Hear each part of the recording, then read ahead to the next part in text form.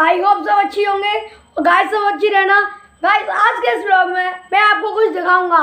Guys जैसा कि मेरे हिसाब से आप सब जानते होंगे, हमारे डिफेंस मिनिस्टर यानी कि हमारे रक्षा मंत्री, इनका नाम राजनाथ सिंह है, वो आज हमारे यहाँ पर एक अपनी भारतीय जनता पार्टी की तरफ से एक रैली करने आएंगे।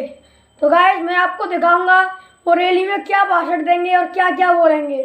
गाइस ब्लॉग को शुरू करने से पहले आप मेरे चैनल को प्लीज़ सब्सक्राइब कीजिए। अगर आपको ब्लॉग अच्छा लगे तो ब्लॉग को लाइक कीजिए और हमें कमेंट कीजिए। तो गाइस चलिए ब्लॉग को शुरू करते हैं। कैसे क्या उधर जा रहे हैं, उधर आएंगे वो भी है। वैसे कितनी सारी गाड़ियाँ आई हैं उनके लिए।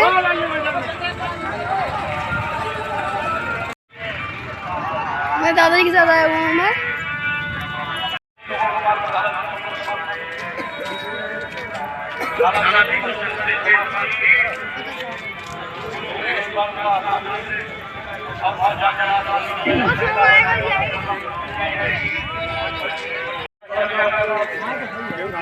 इस बार तो आप बहुत तालियां बजाओगे।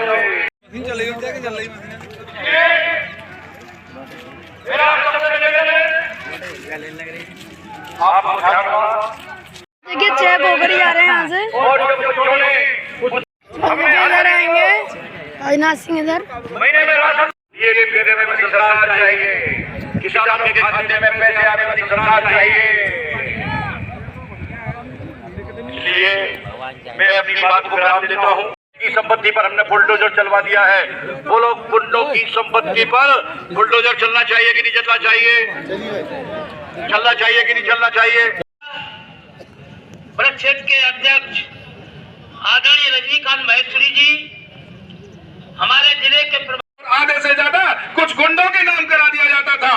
वो सारी व्यवस्थाएं अगर खत्म कराई है तो भारतीय जनता पार्टी के द्वारा कराई गई है। हमारी संस्कृति को जीवित रखने के लिए जिन लोगों ने राम मंदिर पर बटन जो दबाकर भारी से भारी बहुमत से जिताने का आप काम करेंगे, यही मैं आपसे प्रार्थना करना चाहता हूँ। आप सबका बहुत बहुत धन्यवाद। और राजनाथ सिंह जी, हम सबके नेता, देश के रक्षा मंत्री, देश के गाइस जो डिफेंस मिनिस्टर है वो आ चुके हैं।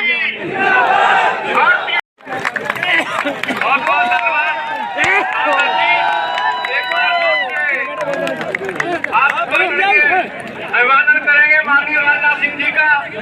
माननीय राजनाथ सिंह जिंदाबाद, जिंदाबाद।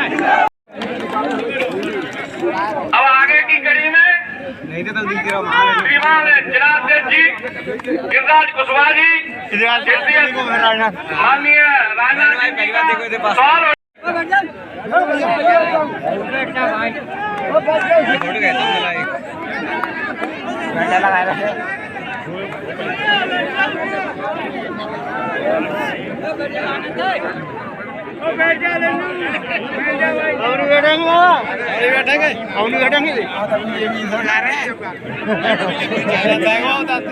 भारतीय जनता पार्टी राजकुमार चाहर जी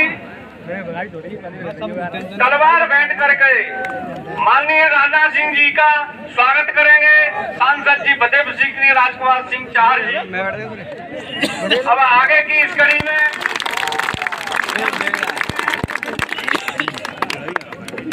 श्रीमान इस 92 विधानसभा क्षेत्र खेड़ागढ़ से प्रत्याशी भगवान सिंह कुशवाहा जी से आग्रह करूंगा कि वो गदा बैठ करके माननीय रक्षा मंत्री राजनाथ सिंह जी का स्वागत करेंगे। भगवान सिंह कुशवाहा जी।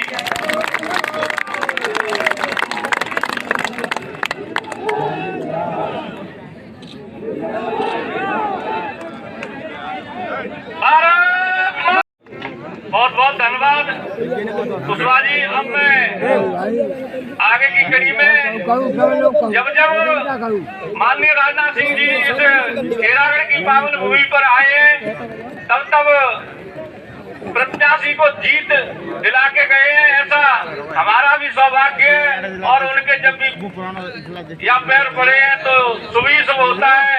आगे की कड़ी में अब मैं सीधे माननीय राजनाथ सिंह जी आग्रह करूंगा कि वो अपनी बात कहें। माननीय राजनाथ सिंह जी।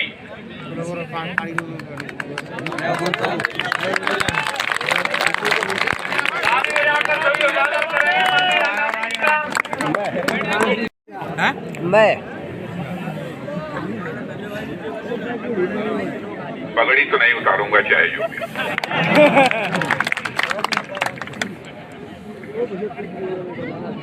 कहाँ है नाम?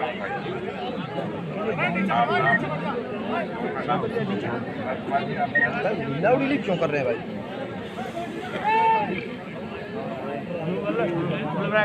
भारतीय जनता पार्टी के क्षेत्रीय अध्यक्ष रजनीकांत जी माहेश्वरी,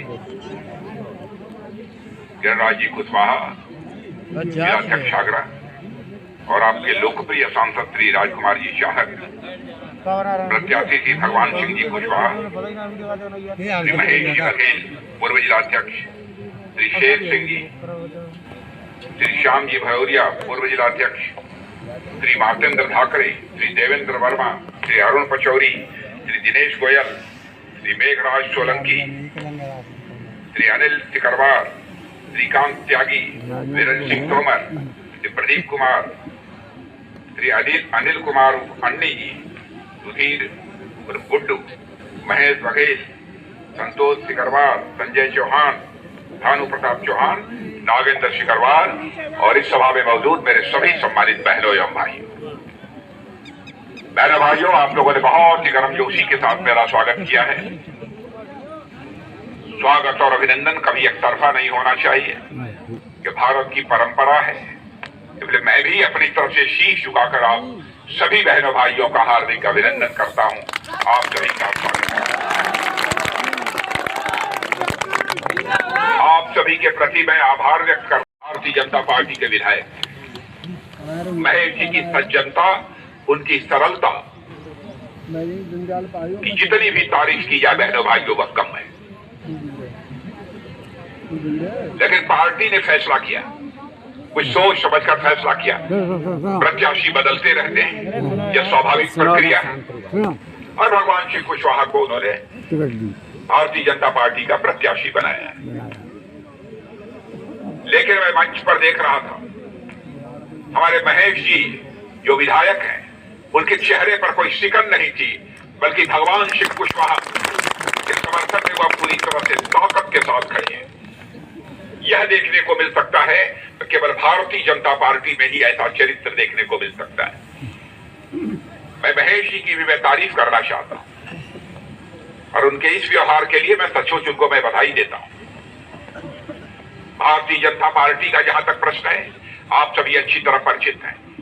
देश में बहुत सारी राजनीतिक पार्टियां, कौन राजनीतिक पार्टी कैसी है, सत्ता में रहते हुए कैसा काम किया है, सबको आपने देखा है, परखा है। भारतीय जनता पार्टी को भी आपने उत्तर प्रदेश में भी देखा है और परखा है।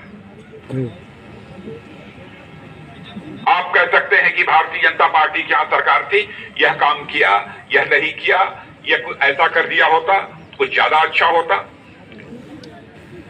उस पर आप बहस तो कर सकते हैं।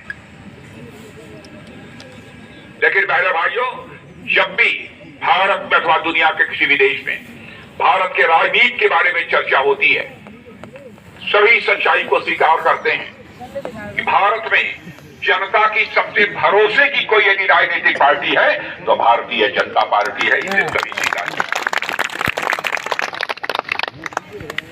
आजाद भारत के इतिहास में बराबर नेताओं ने जनता के साथ बहुमत मिलने के बाद धारा 370 को चुटकी बजाकर हम लोगों ने समाप्त कर दिया। और जम्मू कश्मीर का भी वही दर्जा है जो हिंदुस्तान के अन्य राज्यों का दर्जा हो गया है। आतंकवादी गतिविधियां काफी हद तक कम हो चुकी। पहले पाकिस्तान के आतंकवादियों के हौसले बुलंद थे, ऐसे हालात नहीं है। दूसरी बात हम लोगों ने कही थी, एक तो भारत का विभाजन होना नहीं चाहिए था, पाकिस्तान बनना नहीं चाहिए था। लेकिन यदि हो गया भारत का विभाजन, तो जो हिंदू, सिख, ईसाई, पारसी, यहूदी जो भारत के मूल निवासी हैं, चाहे वह पाकिस्तान में रह गए हों, अफगानिस्तान में हों, बांग्लादेश में हों, यदि वहां पर उनका धार्मिक उत्पीड़न होगा और वह भारत आना चाहते हैं, सम्मान की जिंदगी जीना चाहते हैं, तो हम संसद में बहुमत मिलने के बाद उनको हम ससम्मान भारत का नागरिक बनाएंगे और इसके लिए नागरिकता का कानून और आपने देखा कि हम लोगों ने नागरिकता का कानून भारत की संसद में पास किया, डंके की चोट पर पास किया, लोगों के विरोध के बावजूद पास किया। यह है भारतीय जनता पार्टी का चरित्र। हम जब कहते थे 84 से अपने चुनावी घोषणा पत्रों में हम लिखते चले आए, हमारी सरकार बनेगी तो अयोध्या की धरती पर भव्य राम का मंदिर बनकर रहेगा। ये हमारे सपा बसपा के लोग कहते थे, ये भाजपाई लोग बराबर जब चुनाव आता है तब मंदिर की बात करते हैं और जनता की आंखों में धूल झोंकते हैं, ये कुछ नहीं करेंगे। ये आरोप हम लोगों के ऊपर लगाते थे। लेकिन बहनों भाइयों, वो तो कहने की बात थी, प्रत्यक्षम किम प्रमाणम, आज अयोध्या की धरती पर कोई जाकर देख सकता है, भव्य राम का मंदिर वहां पर निर्माण हो रहा है। बहनों भाई,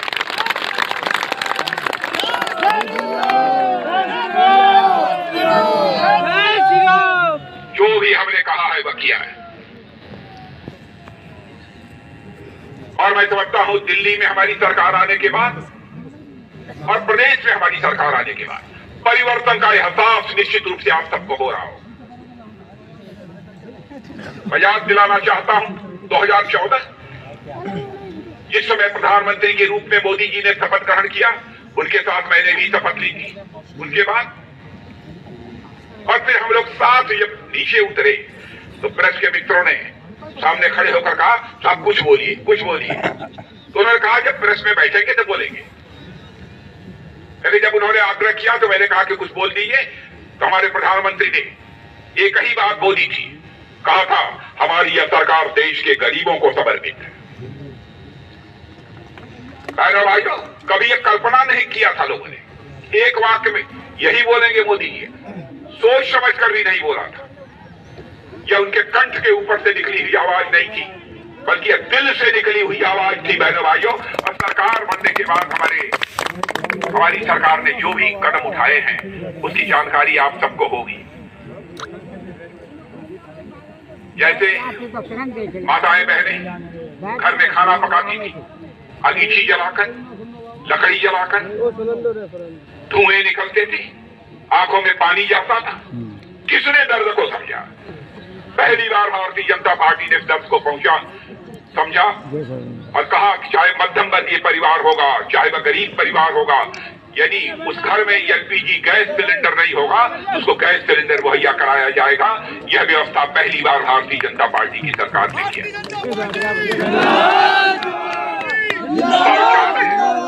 शौचालय होना चाहिए घर में, गरीब के घर में भी शौचालय होना चाहिए। गरीब परिवार की माता बहन की भी इज्जत होती है। बहुत बहुत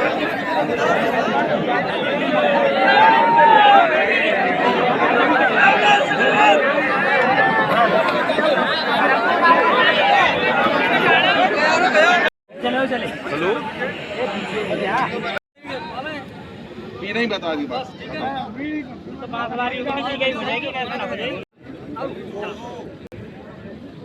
जाएंगे भरेगा वाली जगह वाले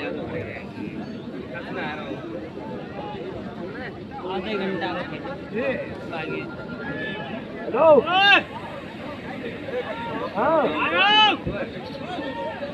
हाँ बोले, अरे जल्दी बता, आ रहा हूँ 2 मिनट की बात है, 2 मिनट तसल्ली नहीं।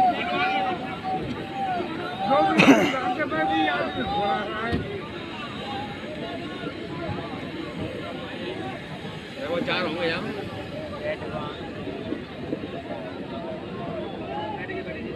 बैठे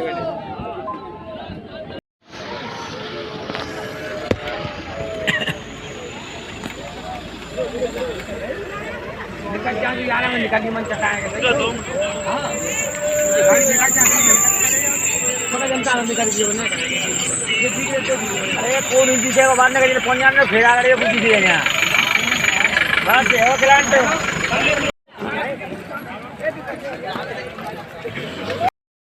आज का ब्लॉग इतना ही रहेगा। अगर आपको ब्लॉग अच्छा लगे तो ब्लॉग को लाइक करना, चैनल को सब्सक्राइब करना और हमें कमेंट करना।